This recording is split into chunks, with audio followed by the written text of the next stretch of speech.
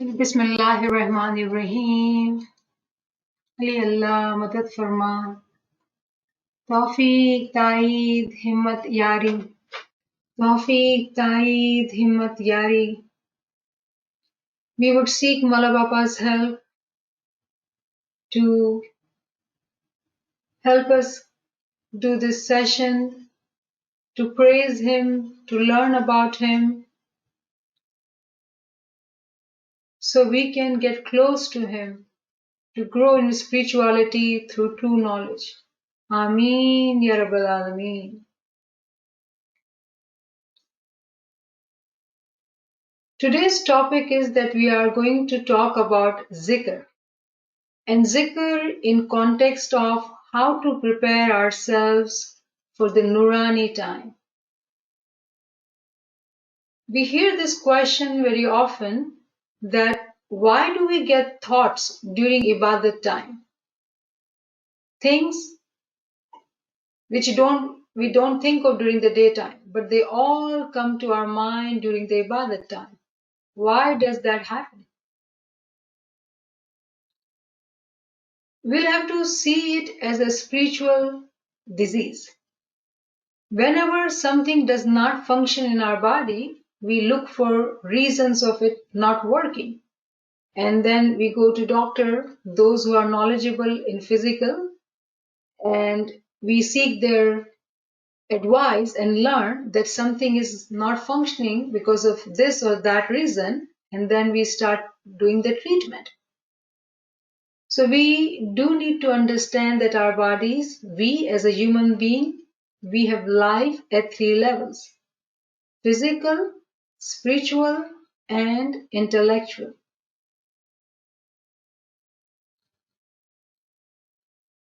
When we are having these thoughts during Ibadat time, meaning that we are not able to focus on our Isme Azam, our mind wanders here and there. So again, let's take example of the physical world. If we find that something is not working in our body, there's a disease, we seek doctor's consultation and we are prescribed a treatment. Do this, do not do this.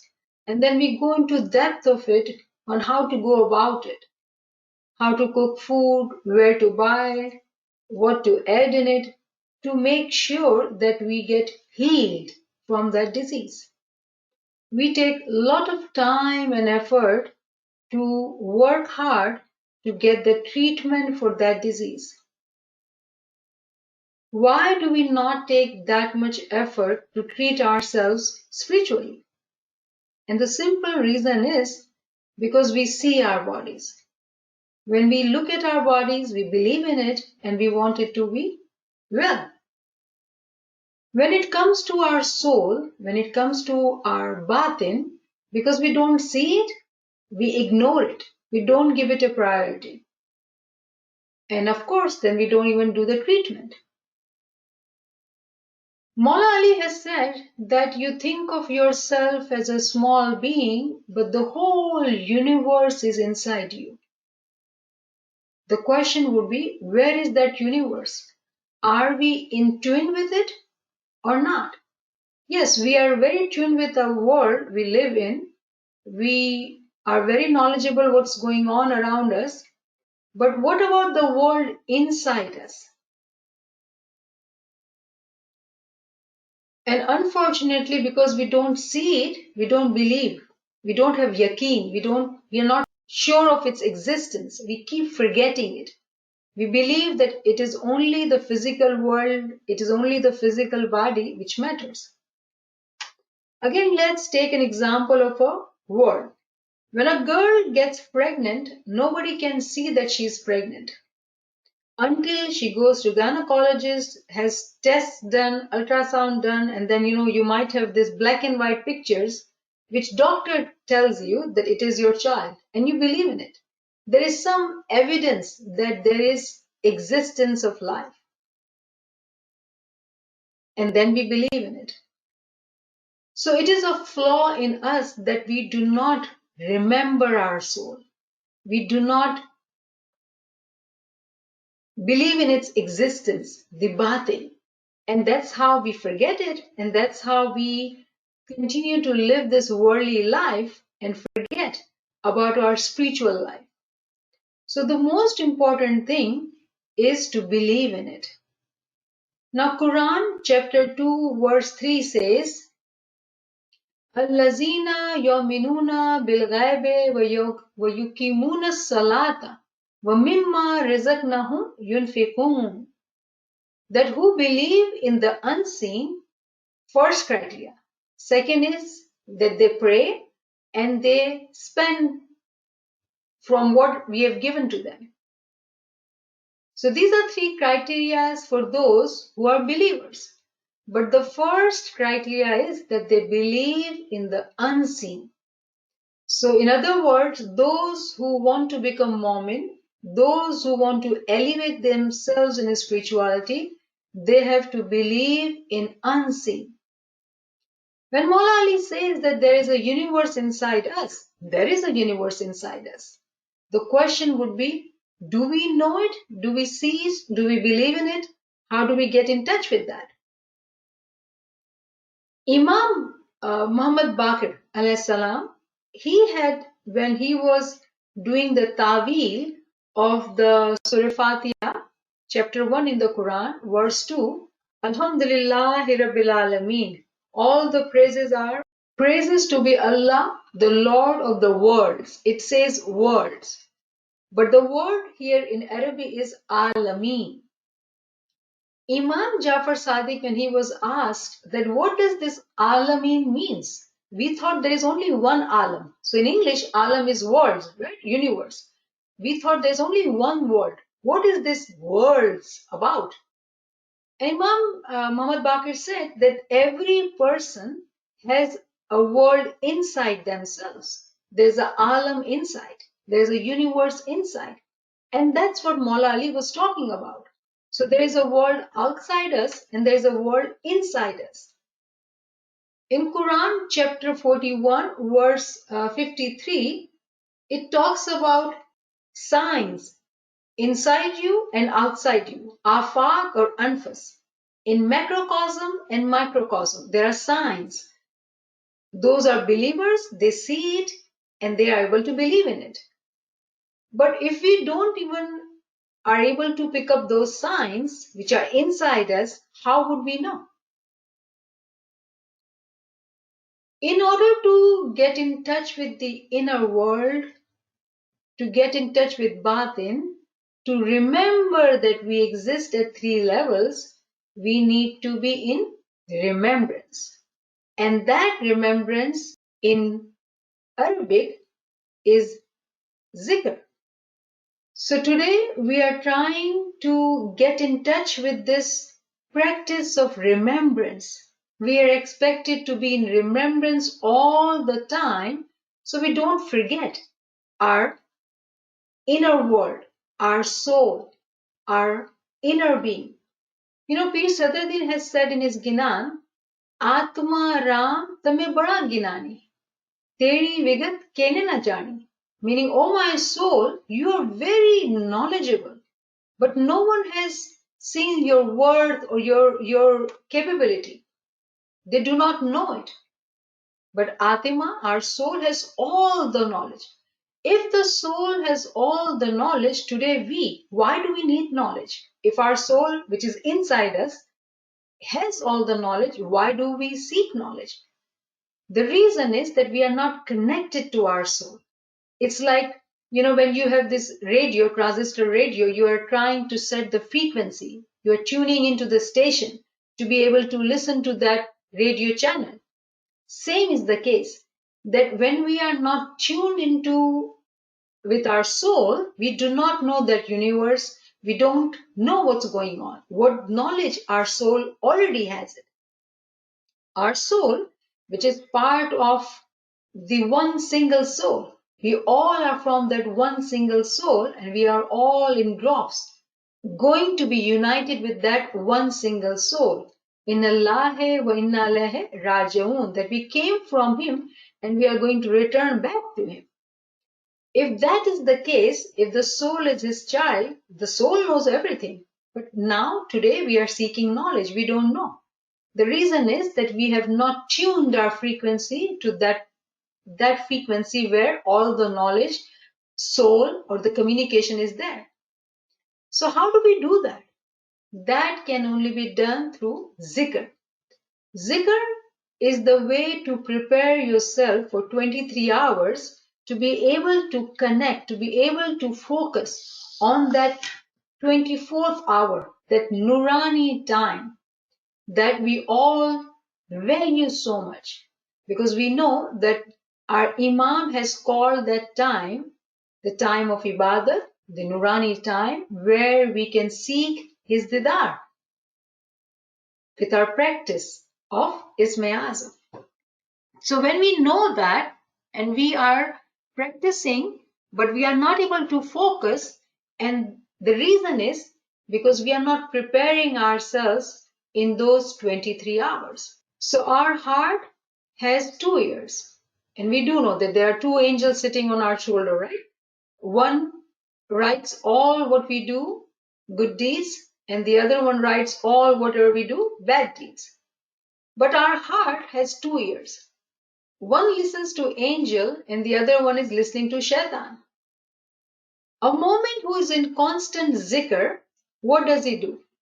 He does not pay attention to shaitan. Now what does shaitan wants us to do?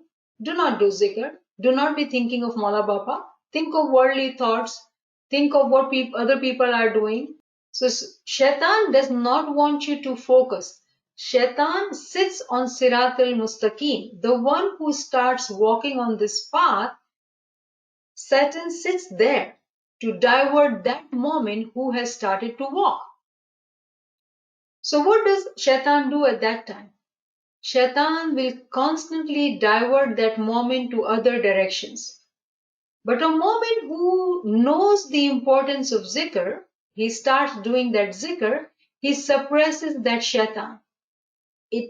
That moment takes away the energy of the shaitan and converts into angelic energies. He listens to the angel and ignores the shaitan. If he is consistent in this practice, shaitan will get hopeless and leave him. To the extent that someone actually asked Prophet Muhammad that, "Oh Prophet, do you not have shaitan? What about your shaitan?" And you know what Prophet Muhammad said? He said that my shaitan has accepted Islam on my hand. Meaning that shaitan doesn't bother him at all. The energy or the power shaitan had over him, he was able to overcome the shaitan. That means that potential is in each one of us. Because our prophets and our imams are our guide. They teach us by practical living their life to teach us how to be living the life in the world and do elevate ourselves in spirituality. So shaitan can be an energy which we can overpower, which we can control if we are consistent in doing our zikr. Now zikr is one thing which we need to do to prepare ourselves during that 23 hours. The second aspect is our deeds, which we will talk about later. Today we are focusing on doing the zikr. And even before zikr, we have to set intention. Intentions are so important. If we do not have the right intention in doing the right work, that right work will not be counted as right work. For example, a poor man who doesn't have food and he's fasting. He doesn't have food. It will not be counted as a fast. Fasting is a sacrifice. A person who has all the foods in front of him and he is saying, "No, because I love my Imam, I am fasting. I'm sacrificing desire of eating this tasty food in the love of Imam." That intention is a higher intention and will be accepted than a person who says, "Oh, I'm fasting, but there is no food to divert him, to attract him." Then it's not a sacrifice. So in other words, what we are saying that it is very important to set intention, and after intention, you do your deed. For example, attending today's class. Oh, I have nothing else to do. I've watched all the TV shows. I have nothing else to do. So let me just listen to it.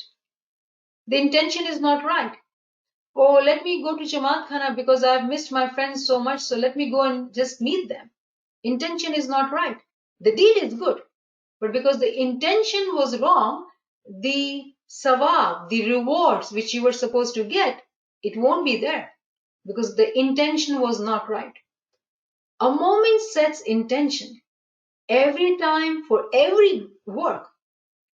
For example, a mother who is cooking food and she says while cooking, Mola Bapa, I'm cooking this food with your name, with your love in my heart.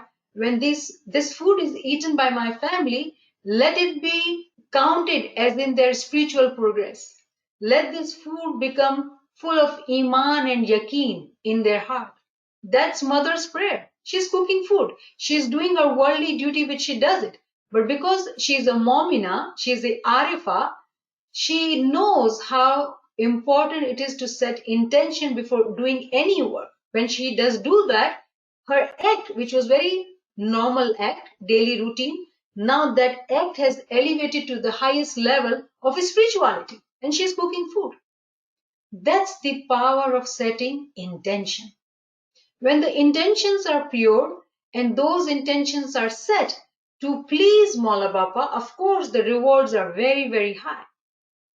So the good intention is actually place of divine grace, tawfiq-e-ilahi. It is only by the divine grace that we learn to set good intention and we are able to take our worldly things and make it in a very elevated, higher spiritual ibadah. Whatever we do in the worldly work, if our intentions are for spiritual progress, it will be counted as it is. A person going to work says that, Mola Bapa, I'm going to go to work.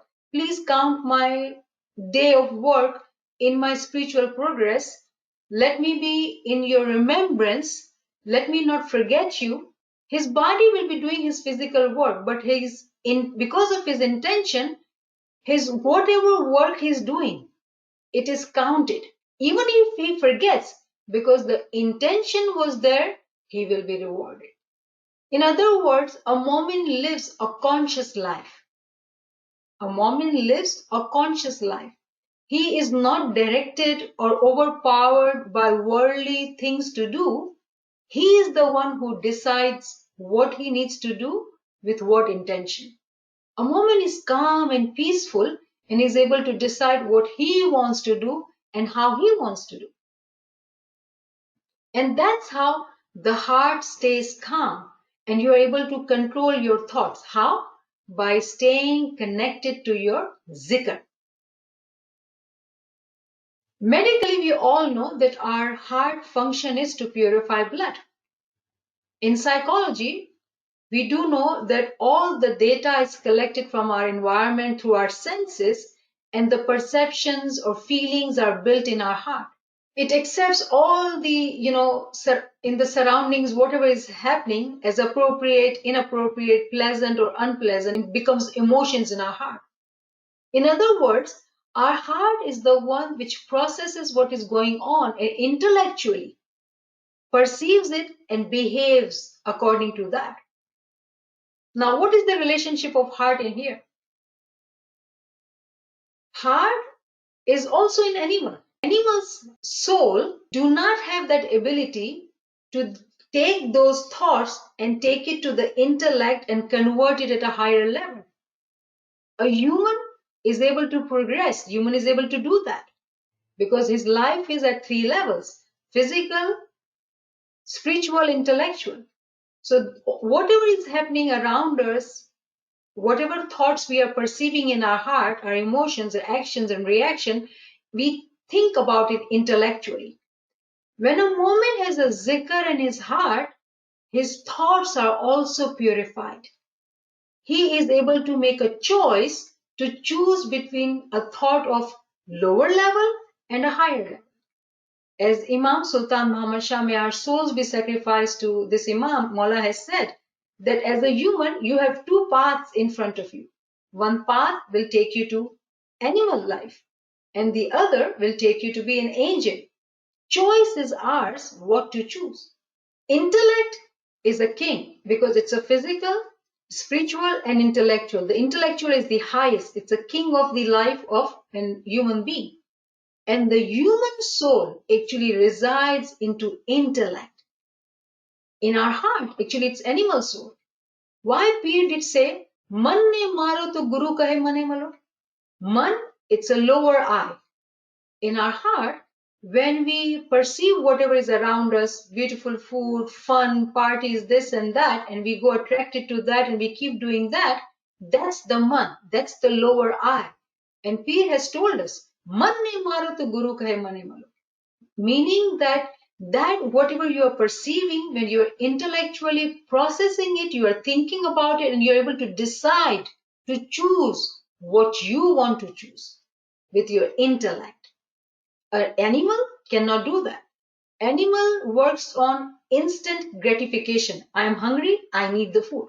We can take the example of a baby. A child who is young, and if he's hungry, he'll cry. He'll cry and he will let the mother know, oh, I am needing my food, feed me. Or I'm in pain, treat me. Whatever his needs are. He will make sure that instantly the mother knows what he needs. An adult who is in pain might have tears in his eyes, but he will not be screaming loudly about it. He will have some control.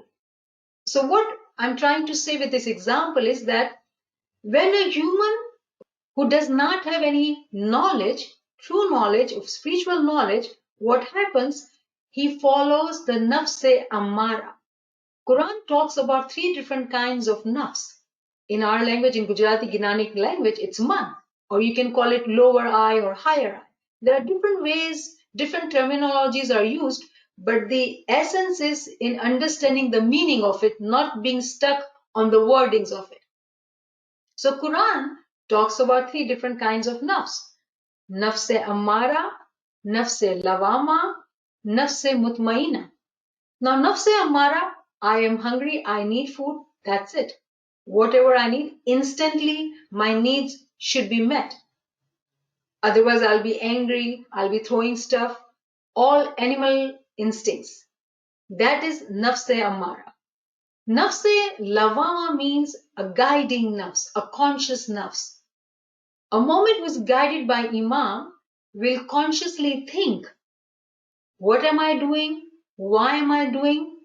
If a moment is about to do something not right, his nafs-e-lawama, the conscious soul, will alert him.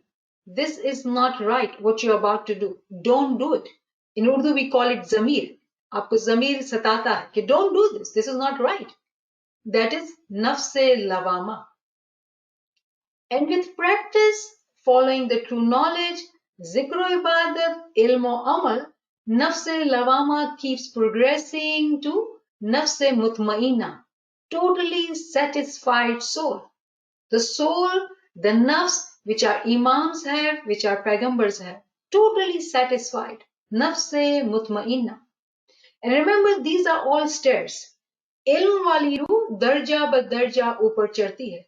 A soul which has knowledge climbs step by step up. So within even from nafs-e ammara to nafs-e lawama, there are very many steps. And then there are other steps. So do not think when it is 3, it means 3. It could be 300 for somebody. It could be 3,000 for somebody. It depends on a person, on his himmat, on his ability, on his willpower, and Imam's mercy, his ability to follow farman bardari, giving his time, investing his energy to be able to climb those stairs quickly. On Sirat al-Mustaqim, a person can walk, a person can stand, a person can run. So it's a choice of an individual to make these steps in 3, in 300 or 3,000. Imam Sultan Muhammad Shah, may our souls be sacrificed to this Imam, Maula has also told us that every night check your pulse. Mala says, check your pulse. And he says, then, how did I spend my day? What did I do today? Meaning that, and he says, as a doctor checks your pulse to see if you're physically okay, be your own doctor, doctor of your soul. What does that mean? Become conscious, become intellectually aware of what you're doing, why are you doing, what is the benefit. Now, when we set the intention, actually we are setting our benefits, that if I do this, this will be my benefit. You know, in one of the Farman, Imam has said that Khoja will not do anything. If there is no benefit, Khoja will not do the work. Khoja will first look for benefit. And it's a good thing, it's not a bad thing. Smart, intelligent Momin will always look for any action he's going to do, what will be the outcome. And that's what is the pure intention. You know, Mola has said that P. Sadruddin Hushyar and Akal Mandhato, clever and intelligent. He was like you. And he says, Mola says, he was like you, but he was clever and intelligent. He knew how to set the intention to be able to get so much more from a small, ordinary activity. This is just one simple example trying to relate to our topic. Of course, P. Sadruddin was our peer, and there is so much more to learn from his ways of doing things. This is just simple one contextual example how an ordinary act can give us reward of at a higher level. So P. Sadruddin, another Gyanan P. has said that kapda dhove so kya hua, dil dhove so paave. When we think of ourselves doing so many activities, being so busy doing this and doing that, he says, so what? When you're able to wash your heart, now how do you wash your heart? Have you ever understood that? Like we have ever asked that question? How do you wash your heart? That is a question, inshallah, for the next class.